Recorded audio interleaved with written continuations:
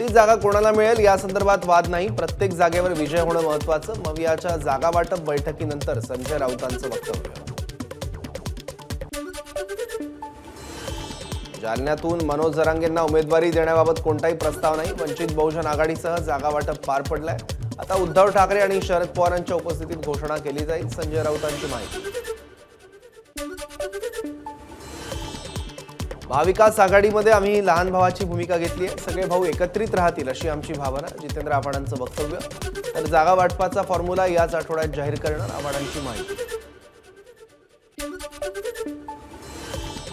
भाजपला हरवायचंय, वंचित आम्हाला महाविकास आघाडीमध्ये पाहिजे, त्यांच्या मागणीवर चर्चा करू। प्रकाश आंबेडकर आपल्या भूमिकेपासून लांब जाणार नाही, जितेंद्र आव्हाडांना विश्वास। पंतप्रधानांच्या सभेला जनतेचा प्रचंड प्रतिसाद मिळाला, मोदींना हॅट्रिक करण्याची गॅरंटी जनतेने दिली आहे। फिर एक बार मोदी सरकार असं वातावरण देशात आहे, नागपूरमध्ये बोलताना मुख्यमंत्र्यांची भावना। नगर बीड रेल्वे मार्गाचं काम अंतिम टप्प्यात, मात्र तत्कालीन काँग्रेस सरकारमुळे नगर बीड रेल्वे मार्गाचं काम रखडलं। तब्बल 3 वर्ष सरकारनं निधी मिळू दिला नाही, प्रीतम मुंडेंचा आरोप। सध्या 2 तालुक्यात रेल्वे आली असल्याचा आनंद असला तरी नगरपासून परळीपर्यंत रेल्वे आल्यावरच स्वप्न पूर्ण होईल, प्रीतम मुंडेंची भावना। तर परळी ते नगर रेल्वे मार्गाच्या उद्घाटनाला पंतप्रधानांना आमंत्रित करणार, मुंडेंचं आश्वासन। जरांगेंच्या भाषेचं समर्थन नाही, पण फडणवीस गृहमंत्री झाल्यापासून राज्यात झालेल्या महिला अत्याचाराच्या घटनांची श्वेतपत्रिका सादर करावी। जरांगेंच्या एसआयटी चौकशीबाबत बोलताना सुषमा अंधारेंची मागणी। कल्याणमध्ये आमच्यामुळे श्रीकांत शिंदेंना गुलाल लागला होता, तो गुलाल आम्ही काढून घेऊ शकतो, हे दाखवून देऊ, मुक्त संवाद यात्रेदरम्यान सुषमा अंधारेंचा इशारा। मनोज जरांगेंवर गुन्हे दाखल केले जातात, मग नितेश राणे आक्षेपार्ह भाषेचा वापर करतात, तेव्हा त्यांच्यावर गुन्हे का दाखल केले जात नाही, ठाकरे गटाच्या उपनेत्या सुषमा अंधारेंचा सवाल। नमो रोजगार मेळाव्याच्या निमित्तानं मुख्यमंत्री आणि दोन्ही उपमुख्यमंत्री येत्या शनिवारी बारामती दौऱ्यावर। नमो रोजगार मेळाव्याला शरद पवार सुप्रिया सुळेंना निमंत्रित करणार का, याकडे लक्ष। अद्याप आमंत्रण नाही, सुप्रिया सुळेंकडून स्पष्ट। अमरावतीच्या खासदार नवनीत राणांच्या जात प्रमाणपत्र प्रकरणी सुप्रीम कोर्टात सुनावणी, या प्रकरणी 2 आठवड्यानंतर निर्णय घेण्याची शक्यता। धुळे शहरात सेक्युलर परिषदेचं आयोजन, राजकीय पोळी भाजण्यासाठी अनेकांकडून धर्माचा वापर, अशा लोकांना वेळीच रोखणं गरजेचं, सेक्युलर परिषदेचे समन्वयक रणजित राजे भोसलेंचं मत। माडाच्या जमिनीवर धार्मिक स्थळ उभारली जात आहेत, सरकारनं लक्ष द्यावं, आमदार नितेश राणेंची मागणी। मुंबईतील हिंदू समाजाचा आकडा कमी करण्याचा प्रकार सुरू, राणेंचा आरोप।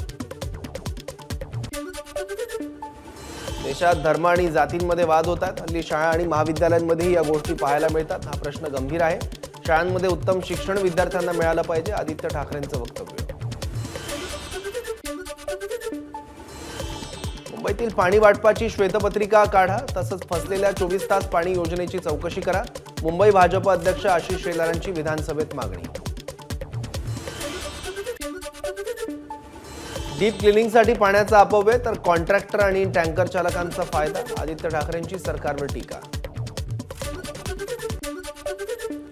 महाराष्ट्राच्या मुख्य निवडणूक अधिकारीपदी एस चोक्कलिंगम यांची निवड, एम देशपांडे यांच्या जागी एस चोक्कलिंगम यांची नियुक्ती। राज्यातील सर्व महामार्गाच्या पेट्रोल पंपावरील आणि तीर्थक्षेत्रामधील स्वच्छतागृह स्वच्छ ठेवण्यासाठी तात्काळ उपाययोजना करा, विधान परिषदेच्या उपसभापती नीलम गोऱ्हेंची सूचना। किसान सभेच्या शिष्टमंडळाची बैठक संपन्न, सरकारला 3 दिवसांचा अल्टिमेटम, अन्यथा तीव्र आंदोलनाचा इशारा। मंत्री हसन मुश्रीफांनी घेतली छत्रपती उदयनराजे भोसलेंची भेट, मुश्रीफांनी फोटो ट्विट करत दिली माहिती। नांदेडच्या भोकर तालुक्यातील 60 गावच्या सरपंचांचा भाजपमध्ये प्रवेश, खासदार अशोक चव्हाणांच्या उपस्थितीत सरपंच संघटनेचा भाजपमध्ये प्रवेश। काँग्रेसच्या माजी नगरसेविका सुषमा शेखर, शहाना रिझवान शेख आणि राबिया इक्बाल यांचा शिवसेनेत प्रवेश, मुख्यमंत्री एकनाथ शिंदे आणि खासदार मिलिंद देवरांच्या उपस्थितीत वर्षा बंगल्यावर झाला पक्षप्रवेश। नांदेड महापालिकेचा प्रशासकीय कार्यकाळातील अर्थसंकल्प आज सादर होणार, अंदाजपत्रकीय विशेष प्रशासकीय सर्वसाधारण सभेचं आयोजन।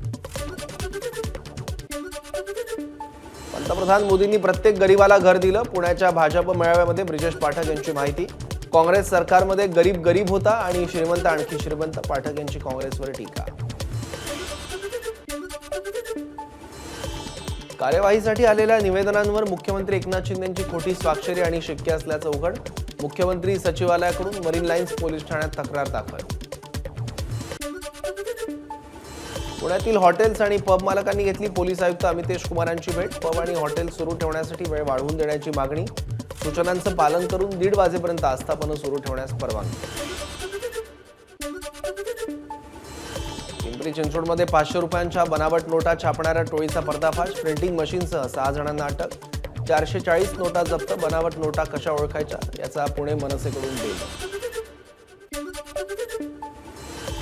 मुंबई पुणे एक्सप्रेसवेवर लोणावळा घाट उतरताना खोपोली एक्झिट मार्गात बदल. मुंबईला येण्यासाठी डाव्या बाजूने तर खोपोलीला जाण्यासाठी उजव्या बाजूने जावं लागणार. ठाणे पूर्वेकडील सॅटिसच्या उड्डाणपुलावर गर्डर उभारणी. कोपरी वाहतूक उपविभागाच्या हद्दीत काम सुरू.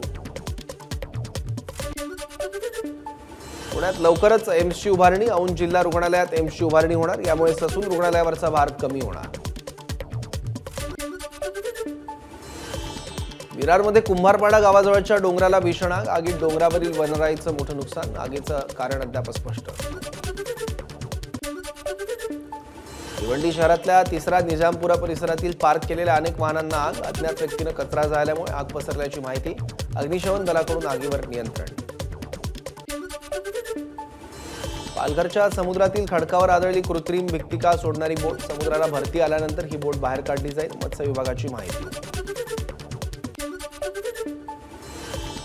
8 लाख रुपयांच्या चोरीचा इंदापूर पोलिसांकडून उलगडा. 24 तासांच्या आत केली अल्पवयीन आरोपीला अटक. आरोपीकडून 13 तोळे सोन्यासह रोख रक्कम हस्तगत.